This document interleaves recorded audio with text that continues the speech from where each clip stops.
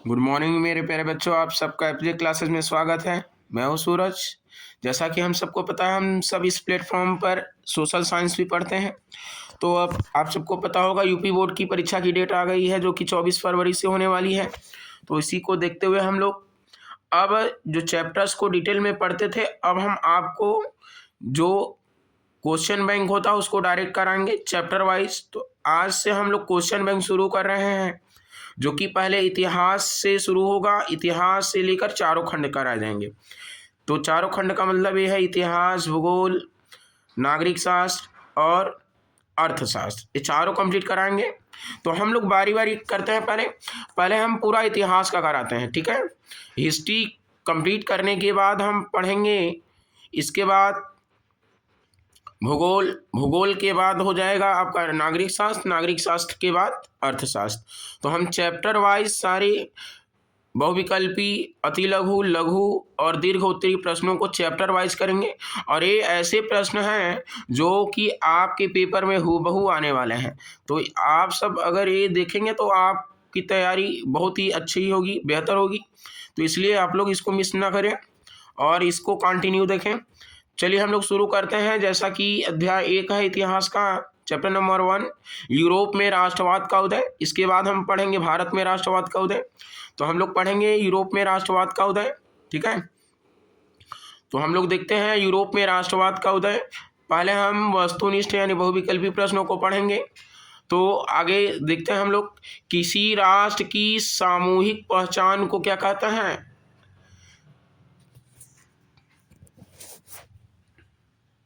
तो किसी राष्ट्र की सामूहिक पहचान को न तो निरंकुशवाद कहा जाएगा, न तो रूढ़िवाद, न तो उदारवाद। किसी देश की किसी राष्ट्र की सामूहिक पहचान को राष्ट्रवाद कहा जाएगा, ठीक है। तो ऑप्शन नंबर बी करेक्ट होगा। तो किसी राष्ट्र की सामूहिक पहचान को क्या कहा जाएगा? राष्ट्रवाद। वह राज्य जहाँ की राजनीतिक सत्ता उसकी सांस्कृतिक सत्ता से मिलकर बनती है उसे कहते हैं, न तो कल्याणकारी राज्य होगा, न तो गणराज्य होगा, न तो राजतंत्र, ये होता है राष्ट्र राज्य, ठीक है। तो वह राज्य जहाँ की राजनीति सत्ता उसकी सांस्कृतिक सत्ता से मिलकर बने, ठीक है, तो उसे हम राष्ट्र राज्य कहेंगे। क्या कहेंगे? राष्ट्र राज्य, जो कि ऑप्शन नंबर सी क्या होगा? सही। तो वह राज्य जहाँ की राजनीतिक सत्ता उसकी सांस्कृतिक सत्ता से मिलकर बनती है उसे क्या कहते हैं? राष्ट्र राज्य, ठीक है, ठीक है। से हो गया। आगे हम बढ़ते हैं। तो वह राज्य जहाँ की राजनीतिक सत्ता उसकी सांस्कृतिक सत्ता से मिलकर बनती, उसे याद रखना है, राष्ट्र राज्य कहा जाता है। आगे अगला प्रश्न हम पढ़ते हैं।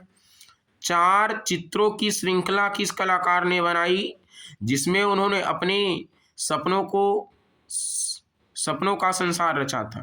तो ये मैंने बताया था, फ्रेडरिक सारियू ने। चैप्टर पढ़ाते वक्त ही स्कूल में जब पढ़ाते तो बताया था हमने कि 4 चित्रों की श्रृंखला एस फ्रेडरिक सारियू ने बनाया था, जो कि उसने अपने सपनों का संसार रचा था। तो ऑप्शन नंबर बी क्या होगा? करेक्ट, जो कि उस कलाकार का नाम है फ्रेडरिक सारियू, ठीक है।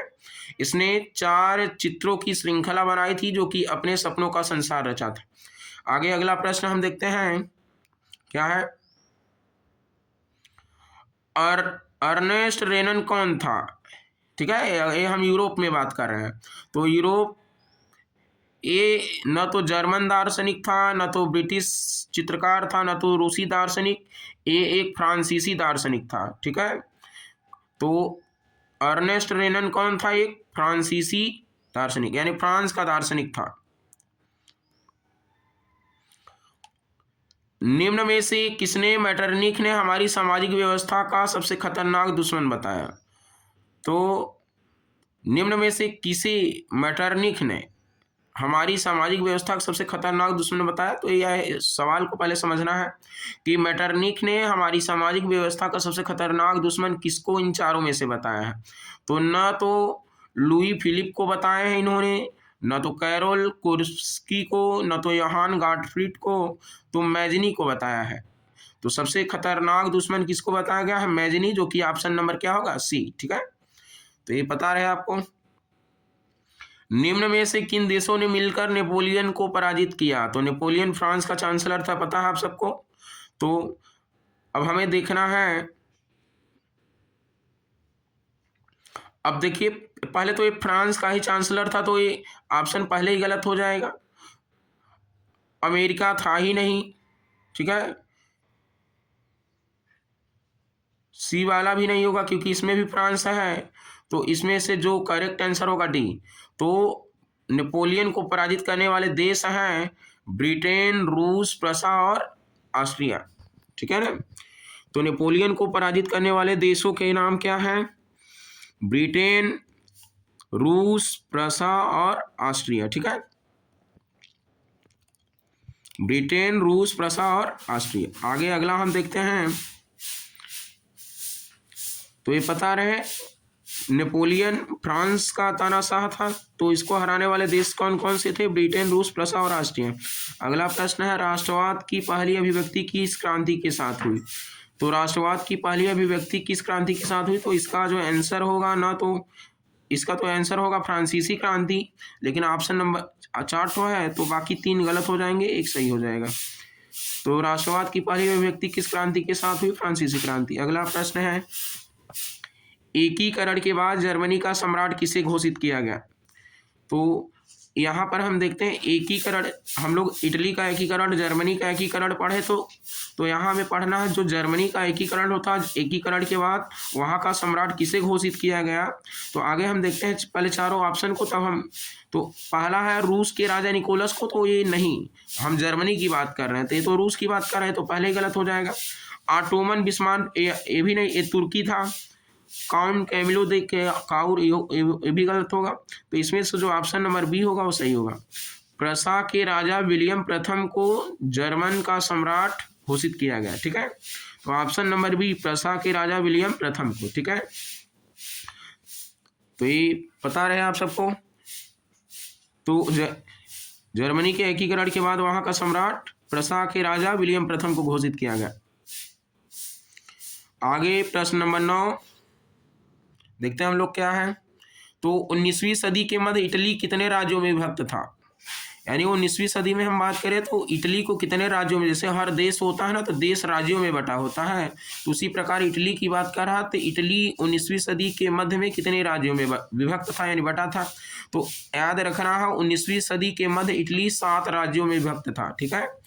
बाकी ऑप्शन गलत है, एक ऑप्शन सही होगा जो कि आंसर नंबर 7 होगा, सॉरी सी होगा जो कि 7 है, ठीक है। तो 19वीं सदी के मध्य इटली 7 राज्यों में बटा था। अगला हम पढ़ते हैं, जर्मन वीरता का प्रतीक किसे माना जाता है? तो जर्मन वीरता का प्रतीक एक वृक्ष है, ठीक है ना। जो जर्मन की वीरता का प्रतीक माना जाता है, न तो देवदार को माना जाता है, न तो अशोक ट्री को, न तो ओक को, ये माना जाता है जर्मन वीरता का प्रतीक बलूत को। किसको? बलूत को, ठीक है, पता रहे। अगला है, हम लोग पढ़ते हैं, कुस्तुनतुनिया की संधि कब हुई? कुस्तुनतुनिया पर बताए थे तुर्कों ने आक्रमण कर दिया था, कब्जिया लिया था। तो कुस्तुनतुनिया की संधि कब हुई थी? तो 1832 में, जो किया आंसर नंबर डी सही होगा, ठीक है ना। आगे, किसकी छवि सिक्कों और डाक टिकट पर अंकित की गई थी? इन चारों में से तो कह रहा किसकी छवि सिक्कों, यानी जो चित्र है डाक टिकट और सिक्कों पर अंकित की गई थी? तो न तो मारियान की गई थी, न तो जर्मेनिया की, सॉरी एक मिनट, इनमें ये भारत माता का भी नहीं था, भारत माता का भी नहीं, जर्मेनिया का भी नहीं, इनमें से कोई नहीं। तो जो छवि सिक्कों और टिकट पर अंकित की गई थी वो मारियान की थी। किसकी? मारियान, ठीक है ना। तो मारियान ऑप्शन नंबर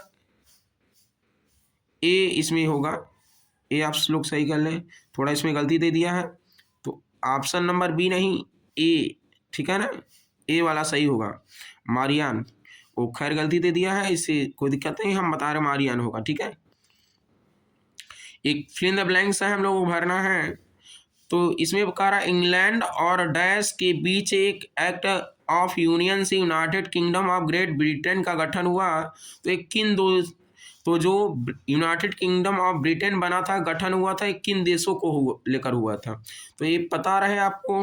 तो ना तो रूस को लेकर हुआ था, ना तो फ्रांस को, ना तो जर्मनी को। तो ये जो यूनाइटेड किंगडम ऑफ ब्रिटेन का गठन हुआ था वो इंग्लैंड और स्कॉटलैंड को लेकर, ठीक है।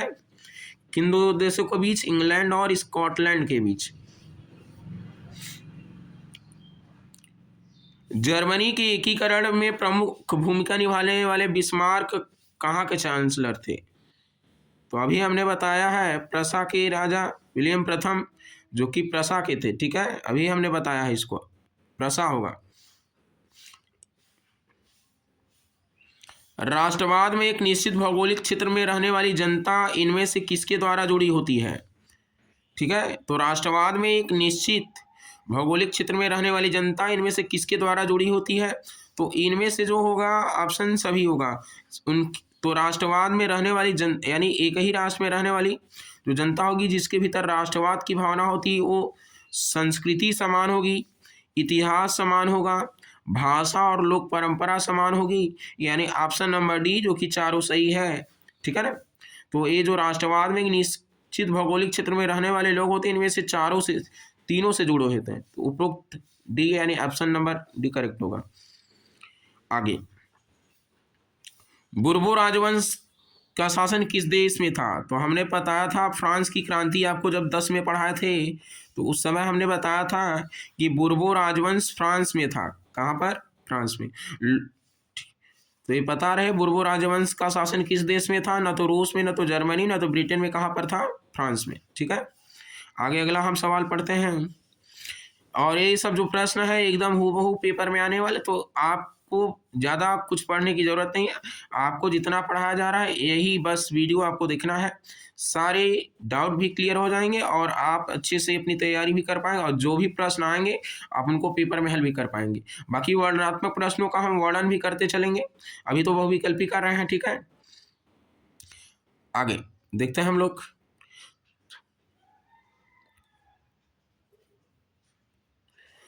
तो वह विचारधारा जो इस स्त्री पुरुष की सामाजिक, आर्थिक एवं राजनीतिक समानता पर आधारित हो सकती हो, उसे क्या कहते हैं? तो वह विचारधारा जो स्त्री पुरुष की सामाजिक, आर्थिक एवं राजनीतिक समानता पर आधारित हो, तो जब समानता पर आधारित हो तो उसे नारीवाद कहते हैं, ठीक है।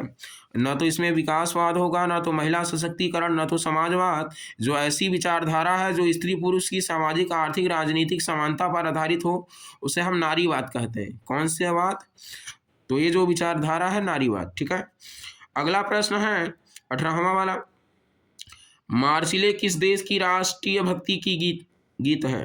ठीक है, तो ये जो मार्सिले है किस देश की राष्ट्रीय भक्ति गीत है? तो ये है फ्रांस। कहाँ की? फ्रांस की, फ्रांस की, ठीक है। तो मार्सिले किस देश की राष्ट्रीय भक्ति गीत है? फ्रांस। अगला हम सवाल पढ़ते हैं 19 वाला, तो रक्त और लौह की नीति का अवलंबन किसने किया? तो रक्त और लौह की नीति का अवलंबन यानी सहारा किसने लिया था? न तो मैजनी ने लिया, न तो काबूर ने, न तो हिटलर ने। किसने लिया था? बिस्मार्क ने, ठीक है। तो रक्त और लौह की नीति का अवलंबन किसने लिया था? बिस्मार्क ने।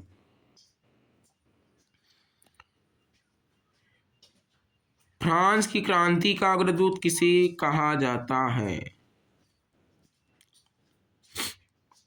तो फ्रांस की क्रांति में हमने पढ़ा था कि दार्शनिकों की बहुत महत्वपूर्ण भूमिका थी। तो उसे तो कई दार्शनिक थे, दिदरो, रूसो, जॉन लॉक, नेपोलियन। लेकिन इसमें अगर दार्शनिकों में बात करें तो जब से अग्रदूत था वो कौन था? रूसो। तो ऑप्शन नंबर सी होगा, ठीक है ना। फ्रांस की क्रांति का अग्रदूत किसे कहा जाता है? रूसो को। आगे है, यंग इटली और यंग यूरोप नामक दो भूमिगत संगठनों की स्थापना किसने की थी?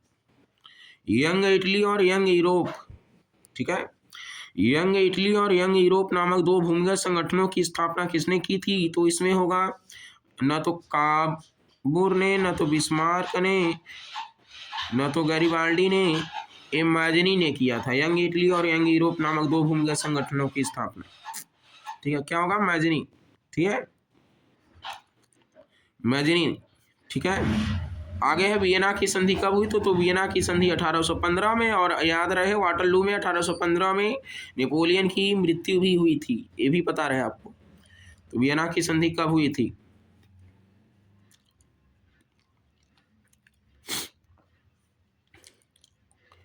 तो जब फ्रांस छींकता है, ये सारे बातें हमने बताया है, जब फ्रांस छींकता है तो बाकी यूरोप को सर्दी जुकाम हो जाता है।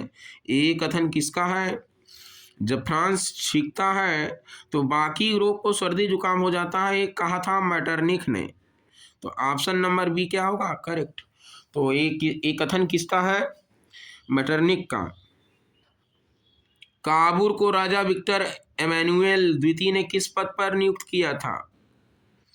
तो काबुल को राजा विक्टर एमेनुएल द्वितीय ने प्रधानमंत्री के पद पर क्या किया था? नियुक्त किया था, जो कि आंसर नंबर क्या होगा? D correct. ठीक है, आगे अगला 1871 के बाद यूरोप में राष्ट्रवादी तनाव एक गंभीर स्रोत था। तो कौन सा क्षेत्र? जर्मनी क्षेत्र, एशियाई क्षेत्र, ऑस्ट्रिया या? तो 1871 के बाद यूरोप में राष्ट्रवादी तनाव का एक गंभीर स्रोत था, वो था बाल्कन क्षेत्र। ठीक है, तो ऑप्शन नंबर सी करेक्ट होगा। कवियों और कलाकारों ने यूरोपीय सभ्यता का पालन किस देश को बताया है? तो रूस का नहीं, इंग्लैंड का नहीं, फ्रांस का नहीं, यूनान का। ठीक है ना, तो यूनान की सभ्यता का। जर्मनी का एकीकरण कब पूरा हुआ? तो जर्मनी का एकीकरण हमने पढ़ाया था 1871 में पूरा हुआ था। ठीक है, तो जर्मनी का एकीकरण कब पूरा हुआ था? 1871 में। जर्मनी का एकीकरण कब पूरा हुआ? 1871 में। अब आपको क्लासेस डेली मिलेंगी, ठीक है ना। तो आगे इटली का एकीकरण कब पूरा हुआ? तो इटली का एकीकरण 1861 में। ठीक है, तो जर्मनी का 1871 में और इटली का 1861 में। ठीक है, जर्मन राइन महासंघ की स्थापना किसने की? तो जर्मन राइन महासंघ की स्थापना इसमें न तो बिस्मार्क ने की थी, न तो काबूल ने, न तो हिटलर ने। किसने की थी? नेपोलियन ने। तो ऑप्शन नंबर क्या होगा? A correct. चार्टिस्ट आंदोलन किस देश में हुआ था? तो चार्टिस्ट आंदोलन की बात कर रहा, तो चार्टिस्ट आंदोलन न तो भारत में हुआ था, न तो इंग्लैंड में ही हुआ था, न तो जर्मनी में, न तो रूस में। तो इसका ऑप्शन नंबर बी होगा, जो कि करेक्ट क्या होगा? जर्मनी। तो चार्टिस्ट आंदोलन इंग्लैंड में हुआ था। सामाजिक उपबंध नामक पुस्तक के लेखक कौन थे? तो सामाजिक उपबंध नामक पुस्तक के लेखक रूसो थे। ठीक है, कौन थे? रूसो। शुल्क संघ जाल वेराइन की स्थापना किसकी पहल पर की गई? तो ए फ्रांस, रूस, ऑस्ट्रिया या प्रसा? तो प्रसा की पहल पर की गई। बिस्मार्क जर्मनी का चांसलर कब बना था?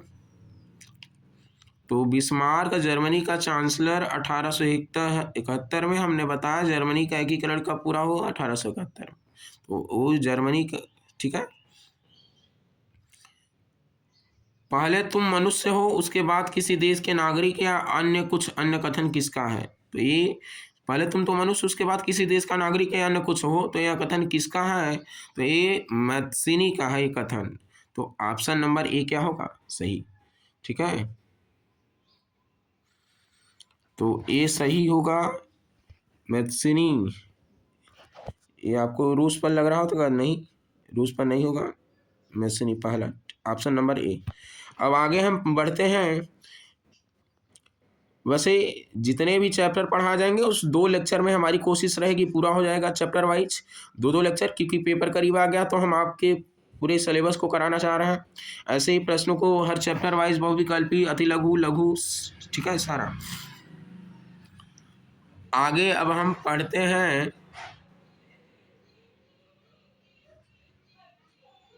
अति लघु उत्तरी प्रश्न। राष्ट्रवाद से आप क्या समझते हैं? किससे? राष्ट्रवाद से आप क्या समझते हैं? देखिए, राष्ट्रवाद किसी राष्ट्र की सामूहिक पहचान होती है। तो राष्ट्रवाद किसी राष्ट्र की क्या होती है? सामूहिक पहचान, जो लोगों को एक समूह, यानी उन समूह उनका एक होगा, उनका इतिहास सेम होगा, परंपरा लोक परंपरा समान होगी, भाषा, जातीयता और संस्कृति के आधार पर स्वयं को एकीकृत करता है। इसी वाद को कौन सा वाद कहते हैं? राष्ट्रवाद। तो राष्ट्रवाद किसी राष्ट्र की सामूहिक पहचान होती है, जो लोगों को एक समूह, इतिहास, परंपरा, भाषा, जातीयता और संस्कृति के आधार पर स्वयं को क्या करता है? एकीकृत करता है। ठीक है। आगे अगला प्रश्न है, निरंकुशवाद से आप क्या समझते हैं? तो ऐसी शासन व्यवस्था, ठीक है, तो ऐसी शासन व्यवस्था और सरकार जिस पर किसी का कोई नियंत्रण नहीं रहता है। तो ये याद रखें, ऐसी शासन व्यवस्था है और सरकार जिस पर किसी का अधिकार या नियंत्रण, कंट्रोलिंग नहीं रहता। ये जो सरकार है सारा वही मनमानी करती है। इतिहास में ऐसे राजशाही सरकार को निरंकुश सरकार कहते हैं, यानी जब सरकार या ऐसी शासन व्यवस्था जिस पर किसी का नियंत्रण नहीं रहता, तो इतिहास में ऐसे राजशाही सरकार को ही निरंकुश सरकार कहते हैं। जो अत्यंत केंद्रीकृत सैन्य बल पर आधारित और दमनकारी सरकारें होती हैं। ठीक है ना, तो आप लोग एक बार पढ़ लें। तो जो अत्यंत केंद्रीकृत सैन्य बल पर आधारित और दमनकारी सरकारें होती हैं। ठीक है।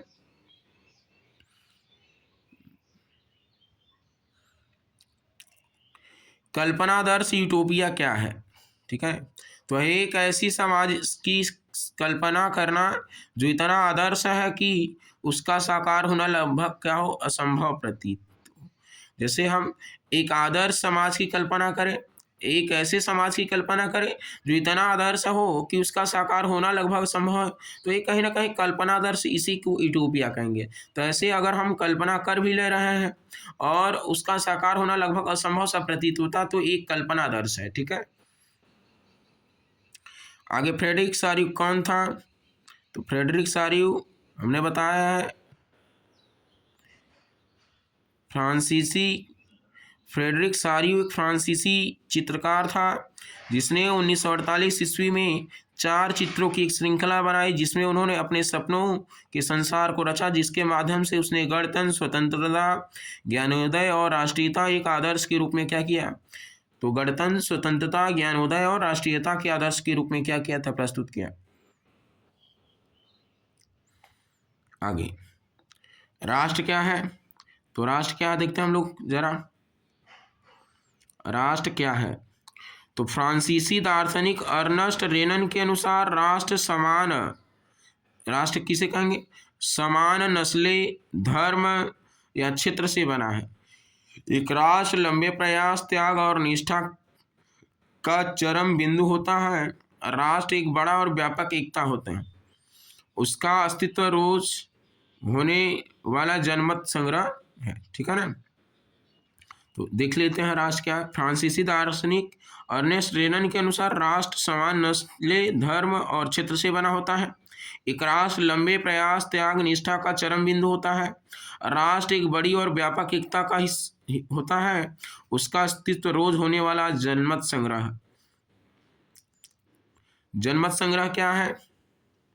जनमत संग्रह क्या है? एक प्रत्यक्ष मतदान जिसके जरिए एक क्षेत्र के सभी लोगों से एक प्रस्ताव को स्वीकार या अस्वीकार करने के लिए क्या किया जाता है? पूछा जाता है। तो जैसे कोई प्रस्ताव पास किया जाएगा प्रत्यक्ष मतदान को, जिसके जरिए क्षेत्र के सभी लोगों से प्रस्ताव को कहा जाता है स्वीकार या अस्वीकार करने के लिए क्या किया जाता है? पूछा जाता है लोगों से। तो इसी को क्या कहते हैं? जनमत संग्रह कहते हैं। अगला है रूढ़िवाद से आप क्या समझते हैं? तो ऐसी राजनीतिक दर्शन जो परंपरा स्थापित संस्थाओं, रिवाजों पर जोर देता है, यानी जो परंपराओं पर स्थापित संस्थाओं और रिवाजों पर क्या करता है? जोर देता है। और तेज बदलाव की जगह, यानी ज़्यादा तेजी से बदलाव नहीं चाहता, क्रमिक और धीरे धीरे विकास की प्राथमिकता देता है। तो इसी को क्या कहते हैं? रूढ़िवाद कहते हैं। आगे अगला उदारवाद से आप क्या समझते हैं? तो उदारवाद से आप क्या समझते हैं, ये भी एक विचारधारा। तो उदारवाद शब्द लातिन भाषा के मूल लाइबर पर आधारित है, जिसका अर्थ है आज़ाद। तो नए मध्यम वर्गों के लिए उदारवाद का मतलब था कि व्यक्ति के लिए आज़ादी और कानून के समक्ष सबकी क्या हो, बराबरी। तो व्यक्ति के लिए आज़ादी हो और कानून के समक्ष क्या हो, बराबरी। उदारवाद एक ऐसी सरकार के पक्ष में था जो सबकी सहमति पर बना हो। उदारवाद निरंकुश शासक और पादरी वर्ग के विशेष अधिकारों की समाप्ति, संविधान और संसदीय प्रतिनिधि सरकार का क्या था, पक्षधर था। तो यानी ये चाहता था जो निरंकुश शासन उसको समाप्त चाहता था, उसके अधिकारों की समाप्ति विशेष अधिकारों की समाप्ति, और संविधान संसदीय सरकार का ये क्या था, पक्षधर था। आगे हम लोग पढ़े 1815 में वियना की संधि हुआ था।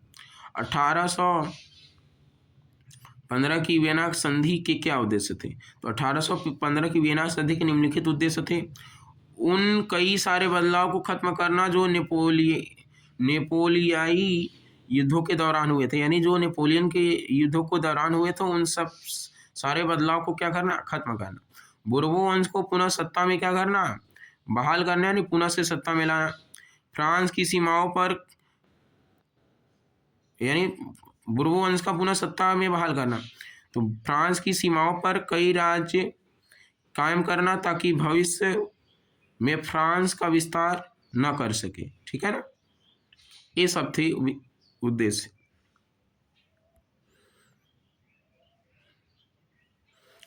जाल वेराइन क्या है, तो जाल वेराइन प्रशा की पहल पर 1834 में स्थापित एक व्यापारी शुल्क संघ था, जिसमें लगभग सभी जर्मन राज्य शामिल हुए, और जाल वेराइन का लक्ष्य जर्मन लोगों को आर्थिक रूप में एक राष्ट्रीयता में बांध देना था। इस संघ ने बहुत से शुल्क अवरोधों की समाप्त कर दिया। तो यही क्या है, जाल वेराइन व्यापारी शुल्क संघ था।